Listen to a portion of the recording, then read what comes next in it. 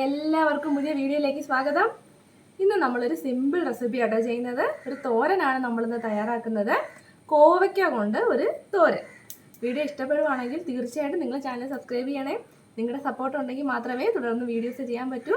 അപ്പോൾ നമുക്ക് വീഡിയോയിലേക്ക് പോവാം. അതിന് വേണ്ടിയിട്ട് ഞാൻ കുറച്ച് കോവയ്ക്ക എടുത്തിട്ടുണ്ട്.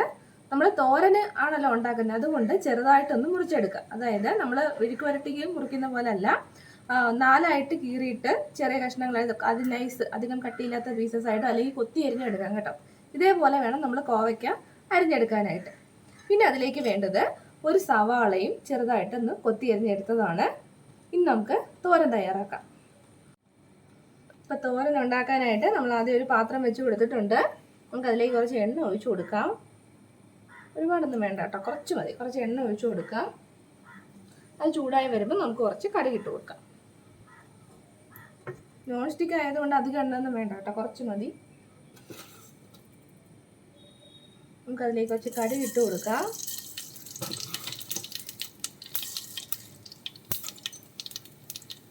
കടുക് പൊട്ടുമ്പോഴേക്കും വറ്റൽമുളക് ചേർത്ത് കൊടുക്കാം. അതിൻ്റെ കൂടെ തന്നെ കുറച്ച് കറിവേപ്പില കൂടി.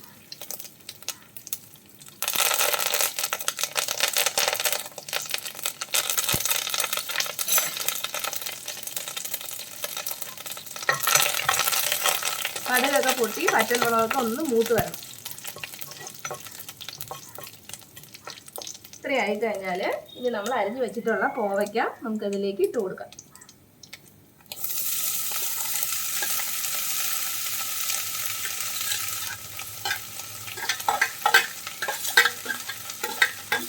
അതിൻ്റെ കൂടെ തന്നെ നമ്മൾ അരിഞ്ഞു വെച്ചിട്ടുള്ള സവാള കൂടി ചേർത്ത് കൊടുക്കാം. ഇനി ഇതിലേക്ക് ആവശ്യത്തിനുള്ള ഉപ്പ് ചേർത്ത് കൊടുക്കാം. നമുക്കിതിലേക്ക് ആവശ്യത്തിനുള്ള ഉപ്പ് കൂടി ചേർത്ത് കൊടുക്കാം. ഇനി എല്ലാം കൂടി നന്നായിട്ടൊന്ന് മിക്സ് ചെയ്തെടുക്കാം.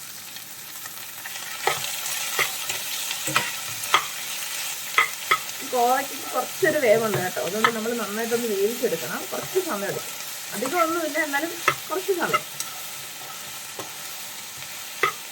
നന്നായിട്ട് മിക്സ് ചെയ്തിട്ട് ഒരു 10 മിനിറ്റ് നമ്മളൊരു ലോ ഫ്ലെയിമിൽ ഒന്ന് മൂടി വെച്ച് വേവിച്ചെടുത്താൽ മതി. ഇത്രയും സമയം മതിയാവും, അതിനുള്ളിൽ നമുക്ക് വെന്ത് കിട്ടും. നന്നായിട്ട് മിക്സ് ചെയ്തിട്ടുണ്ട്. ഇനി നമുക്കിതൊന്ന് അടച്ചു വെച്ച് വേവിച്ചെടുക്കാം. നമുക്കിതൊന്ന് മൂടി വെച്ച് വേവിച്ചെടുക്കാം. ഇത് ഇടയ്ക്കൊന്ന് ഇളക്കി കൊടുക്കണം കേട്ടോ, അല്ലെങ്കിൽ ചിലപ്പോൾ അടി പിടിക്കാനൊക്കെ സാധ്യതയുണ്ട്. ഇടയ്ക്കൊന്ന് ഇളക്കി കൊടുക്കുക. കോവയ്ക്കൊക്കെ കുറച്ച് വേവുള്ള സാധനമാണ്, അതുകൊണ്ട് നമുക്ക് കുറച്ച് സമയം കൂടുതൽ വേണ്ടി വരും. വെന്തൊക്കെ വരുന്നുണ്ട്. വെള്ളമൊന്നും ഒഴിച്ചു കൊടുക്കേണ്ട ആവശ്യമില്ല കേട്ടോ. ലോ ഫ്ലെയിമിലാകുമ്പം അതിനകത്ത് വെള്ളം വെന്തോളും. പിന്നെ നമ്മൾ സാധാരണ ഇരുമ്പ് ചട്ടിയിലൊക്കെ ചെയ്യുവാണെങ്കിൽ ചിലപ്പോൾ കുറച്ച് വെള്ളം വേണ്ടി വരും, എന്നാലും അതിൻ്റെ ആവശ്യം വരത്തില്ല. നമ്മൾ ലോ ഫ്ലെയിമിൽ ഇടുന്നത് കൊണ്ട് അത് വെന്ത് കിട്ടിക്കോളും. അപ്പോൾ ഇത് വേവുന്ന സമയം കൊണ്ട് നമുക്കിതിന് വേണ്ടി ഒരു അരപ്പ് തയ്യാറാക്കാനുണ്ട്. അതിന് വേണ്ടിയിട്ട് തന്നെ തേങ്ങ തിരികെ എടുത്തിട്ടുണ്ട്. നമ്മൾ എടുക്കുന്ന കോവയ്ക്കൊക്കെ അനുസരിച്ച് വേണം തേങ്ങ എടുക്കാൻ. ഇതിപ്പം ഒരു വലിയ തേങ്ങയുടെ അരമുറി തേങ്ങയുണ്ട് കേട്ടോ. ഇനി ഇതിലേക്ക് നമുക്ക് കുറച്ച് സാധനങ്ങൾ ചേർക്കാനുണ്ട്. ഇപ്പം നമ്മുടെ തേങ്ങ ഞാനൊരു ജാറിലേക്ക് ഇട്ട് കൊടുത്തിട്ടുണ്ട്. അതിലേക്ക് ഒരു 1/4 ടീസ്പൂൺ ജീരകം.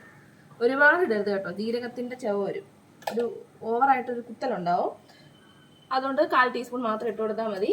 പിന്നെ അതിലേക്ക് ഒരു 2 അല്ലി വെളുത്തുള്ളി, തൊലി കളഞ്ഞ ഒരു 2 അല്ലി വെളുത്തുള്ളി.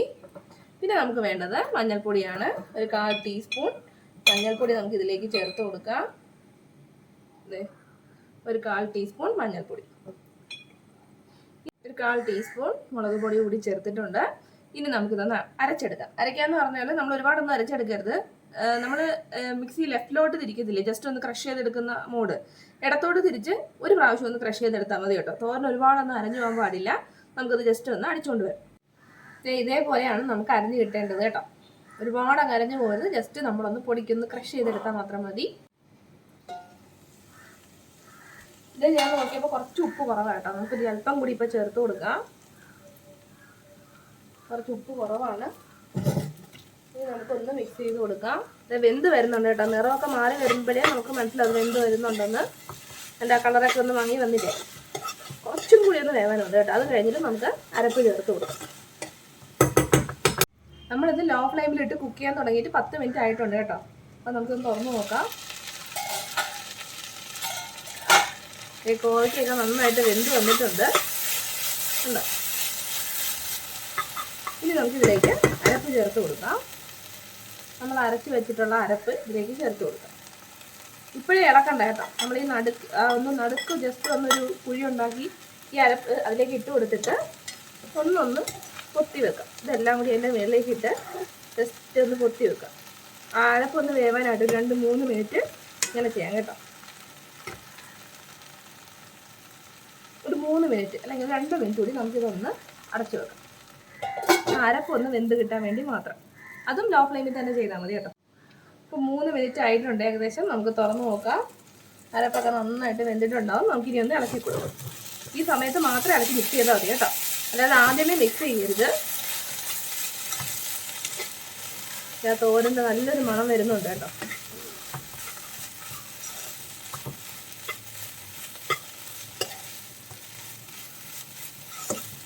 നമ്മുടെ കോവയ്ക്ക തോരൻ റെഡിയായിട്ടുണ്ട്. നമുക്ക് കുറച്ച് കറിവേപ്പില കൂടി ഇട്ട് കൊടുക്കാം.